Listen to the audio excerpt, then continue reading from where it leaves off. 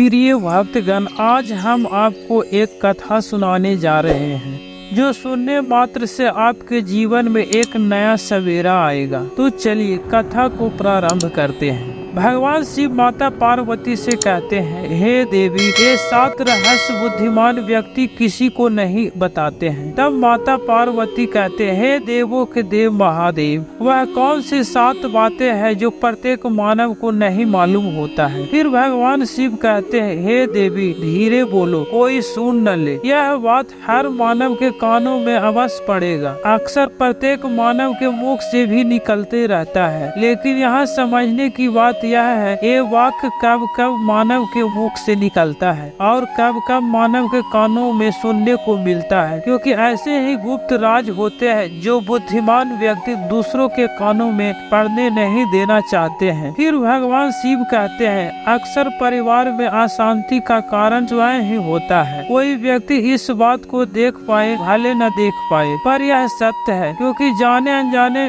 बस वह व्यक्ति खुद ही अपनी बातें को दूसरों को बता देता है जो कभी नहीं बताना चाहिए था, और वही बातें जो जाने अनजाने किसी दूसरे के सामने बताने की, वही दुख व्यक्ति का कारण बन जाता है, वही झगड़े का कारण बन जाता है। फिर बाद में वह व्यक्ति पछतावा करता है कि ये बात किसी को बतानी नहीं चाहिए था, मेरी ही गलती के कारण मैंने जाने अनजाने ये बात सभी को बता दिया। इसीलिए हे देवी, आज की जो कहानी है आपको सुनाने वाला हूँ, उसे सुनने के बाद आप 7 ऐसी बात पता चलेगा जो हर मानव को कभी किसी को नहीं बताना चाहिए। ये जो 7 बातें हैं जो किसी को नहीं बतानी चाहिए, और क्यों नहीं बतानी चाहिए, हे देवी, इसके पीछे का तर्क भी मैं आपको बताऊंगा। और इन 7 बातों के अलावा आपको लगता है कि कोई बात ऐसी है जो मुझसे छूट गई है या मैं नहीं बताया, तो हे देवी, आप इस बार जरूर बताना।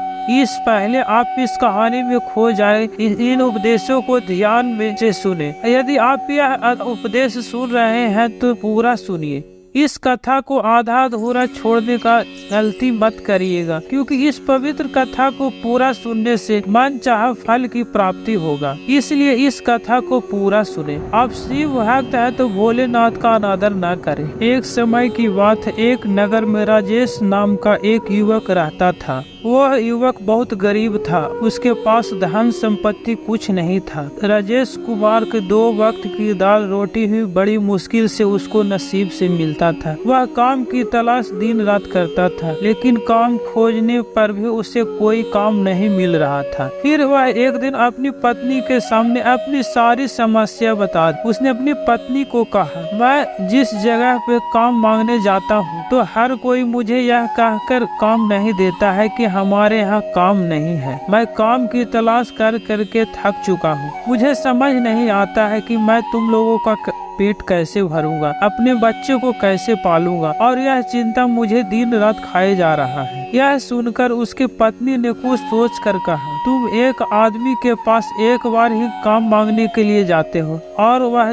काम नहीं देता है तो तुम दोबारा उसके पास जाते तक नहीं। अगर उनसे काम लेना है तो हमदर्दी जताना होगा, तुम्हें उनसे हमदर्दी हासिल करना होगा, अपनी गरीबी दिखाना होगा, ताकि वे लोग तुम्हारी मजबूरी समझकर तुम्हें काम पर रख ले। इसीलिए शर्म मत करो, उन्हें अपनी मजबूरी बताओ, अपनी गरीबी बताओ, और इसी उपाय से तुम काम पा सकते हो। यह बात राजेश का मस्तिष्क में बैठ गया। वह अगले दिन काम मांगने के लिए उसी सेठ के पास जा पहुंचा जहां पर वह पिछले दिन काम मांगने के लिए गया था। लेकिन इस बार उसने हाथ जोड़कर उस सेठ से प्रार्थना किया, उससे विनती किया, मैं बहुत गरीब हूँ और मुझे काम की बहुत आवश्यकता है। आप जो कुछ भी मुझे देंगे मैं उसमें संतुष्ट हो जाऊंगा। मुझ पर कृपा करके मुझको अपने यहाँ काम पर रख लीजिए। उसकी यह हालत देखकर उस सेठ ने अपने यहाँ काम पर रख लिया। वह रोज वहाँ पर काम पर जाने लगा। अंदर ही अंदर वह बहुत खुश था, क्योंकि उसे काम तो मिला, लेकिन उसका वेतन दूसरे लोगों से कम मिल रहा था। वही काम जो दूसरे लोग कर रहे थे उन्हें ज्यादा वेतन मिल रहा था और इसे कम वेतन मिल रहा था। जब इस बारे में उसने अपने सेठ से कहा तो सेठ ने कहा, देखो भाई, तुम काम की जरूरत था, मैंने तुम्हें काम दिया, मेरा धन्यवाद करने की वजह तुम मुझसे शिकायत कर रहे हो। एक ऐसी भल मानुसता है। यह सुनकर राजेश कुमार वही चुप हो जाता है। बात कहीं न कहीं सत्य है। सेठ ने तो उसकी मजबूरी के हिसाब से उसे काम दिया था, इसीलिए उस सेठ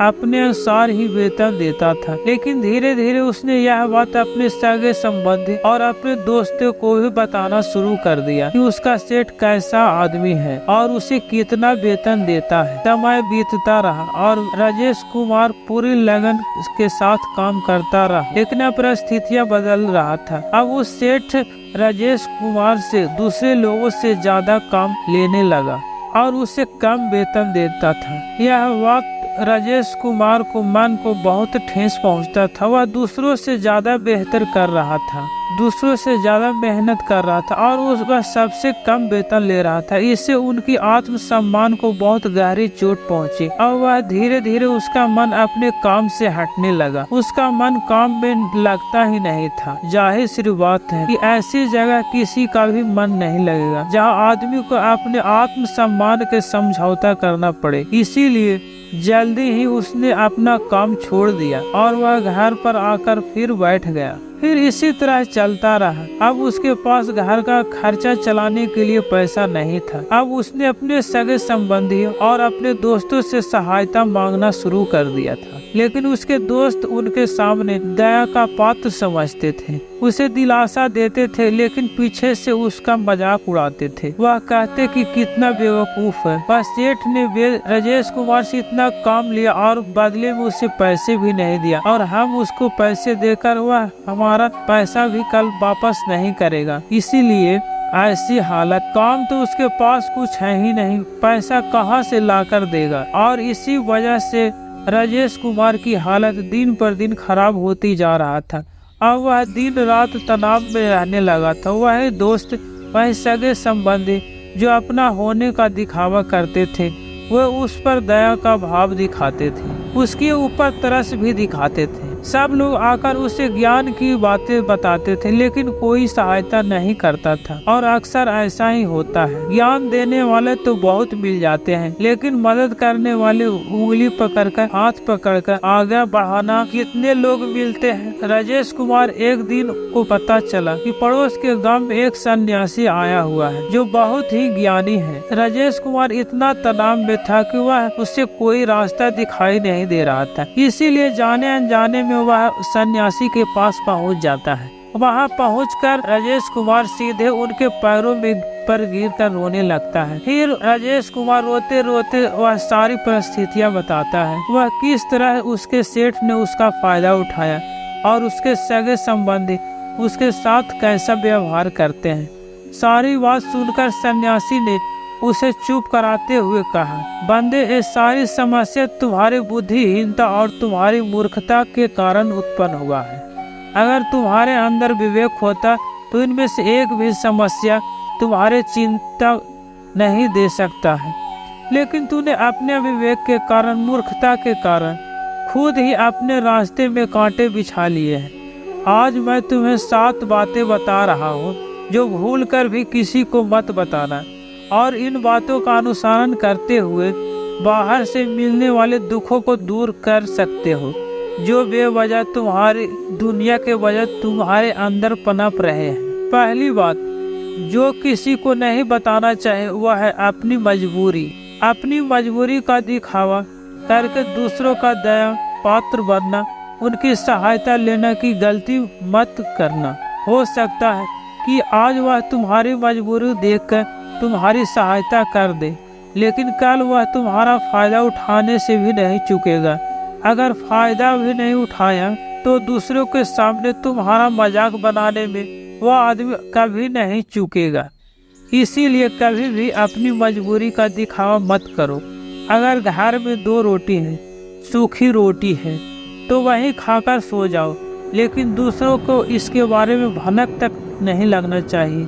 जरा खुद सोचो, मजबूरी बताने का क्या योजना हो सकता है। यह या तो दूसरों से सहानुभूति हासिल करना चाहता है या उनसे कोई आर्थिक मदद चाहता है, लेकिन अगर दोनों ही परिस्थिति आप देखें तो दूसरा आदमी आपका फायदा उठाने से नहीं चूकेगा।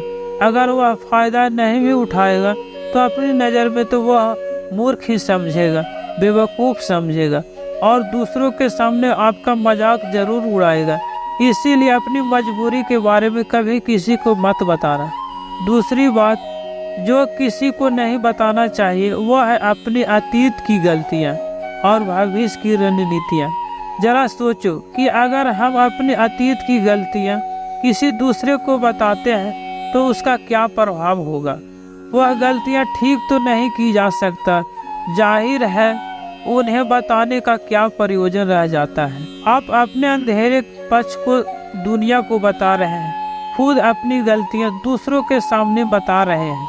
इससे उस आदमी की नज़र में आपका एक चरित्र घटित हो जाएगा और वह भविष्य में हमेशा आपको उसी नज़रिए से देखेगा। इसीलिए किसी आदमी को अपनी नज़र में अपना चरित्र घटित मत होने देना। और जरा सोचो, अगर आप व्यर्थ में ही अपनी भविष्य की रणनीतियाँ दूसरों के सामने बता रहे हैं, जो लोग आपके काम का हिस्सा ही नहीं है, उनके सामने अपनी भविष्य की रणनीतियाँ और डींगे हाँकने से वह लोग आपकी सहायता तो नहीं करेंगे, लेकिन आपकी भविष्य की रणनीतियों में बाधा जरूर बन सकते हैं। आप खुद अपने विवेक का इस्तेमाल करें और सोचें कि तुम्हारे साथ ऐसा हुआ है कि तुम अपने भविष्य की रणनीति किसी को बताया और वह कामयाब ही नहीं हुआ। तीसरी बात जो किसी को नहीं बताना चाहिए वो है अपने घर की बातें। जो भी हमारे घर के अंदर आपस में बातचीत होता है, हमारे माँ बाप के साथ, हमारे पत्नी के साथ, हमारे बच्चों के साथ, वह बात परिवार तक ही सीमित रहना चाहिए। अगर आप इन बातों को दूसरों के सामने ढिंढोरा पीटते हो तो दूसरों को आपके घर में घुसने का एक मौका मिल जाता है और वह इसका फायदा उठाने से कभी नहीं चूकेगा। वह आपके परिवार के सदस्यों को आपसे दूर लेकर जाने की कोशिश करेगा।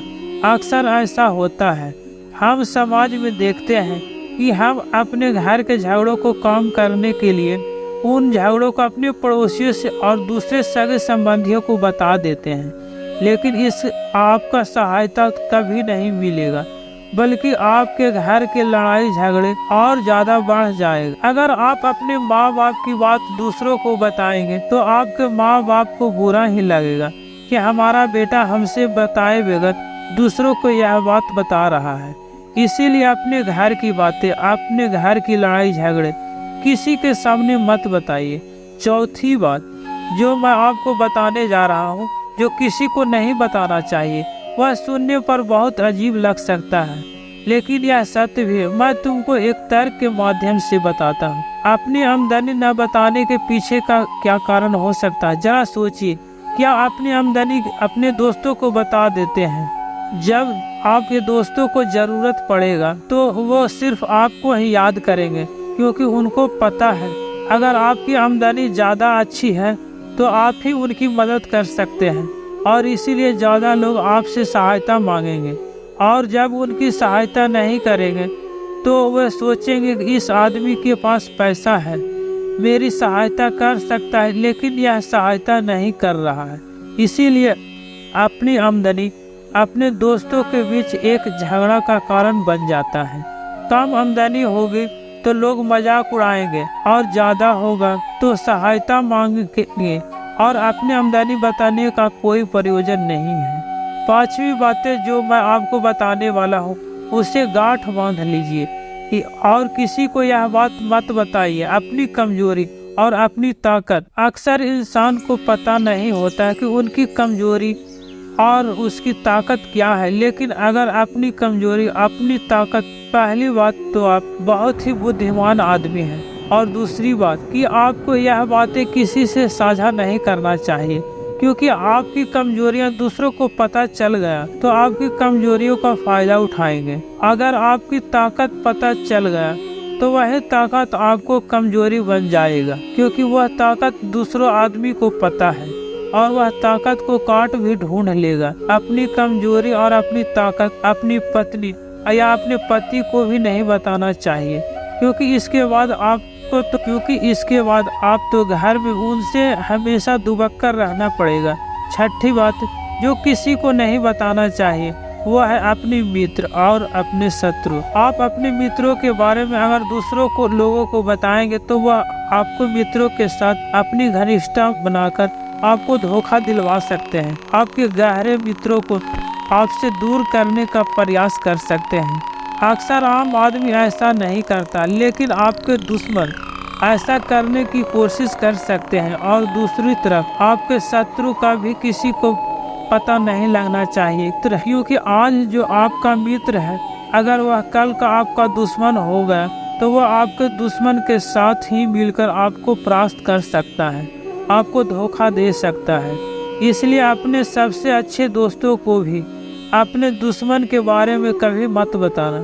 सातवीं बातें यह कहना चाहता हूँ कि जब तुम दान करते हो तो दान के बारे में किसी को मत बताना, नहीं तो दान करने व्यर्थ हो जाता है, बेकार हो जाता है। जब आप अपने दान का ढिंढोरा पीटते हो तो आप यह बता रहे हो कि मैं कितना बड़ा दानी पुरुष हूँ, और ये आपके अंदर एक अहंकार का निर्माण करता है। इसीलिए दान गुप्त रूप से किया जाता है, उतना ही अच्छा होता है, उतना ही फलदायक होता है। जब आपका बायां हाथ दान कर रहा हो तो दाएं हाथ को पता चले कि बायां हाथ दान कर रहा है। ये 7 बातें जो सन्यासी राजेश कुमार को बताया। फिर राजेश कुमार अपने घर की ओर चल दिया और अपना जीवन बेहतर कर लिया। फिर भगवान शिव कहते हैं, इसमें संसार में सभी सिद्धांत छिपे हुए हैं। इन बातों का अनुसरण करके मानव अपने घर में से ला सकता है और घर के झगड़े को हमेशा के लिए दूर कर सकता है। मानव इन बातों के बारे में अपने विवेक से सोचेगा तो उस व्यक्ति को सच मालूम पड़ेगा। हे देवी, यह कहानी सुनने का मकसद यही है कि मानव का विवेक जागृत हो, मानव खुद इन बातों के बारे में सोचे जो हम आपको बता रहे हैं। इतना कहकर भगवान शिव इस कहानी को समाप्त करते हैं। इस वीडियो को बोलते समय कोई त्रुटि हो तो मैं क्षमा चाहता हूँ। उम्मीद है आप सभी को यह वीडियो अच्छा लगा होगा। अगर आप शिव के सच्चे भक्त हैं तो चैनल को सब्सक्राइब और वीडियो को लाइक करके कमेंट में हर हर महादेव लिख दीजिए।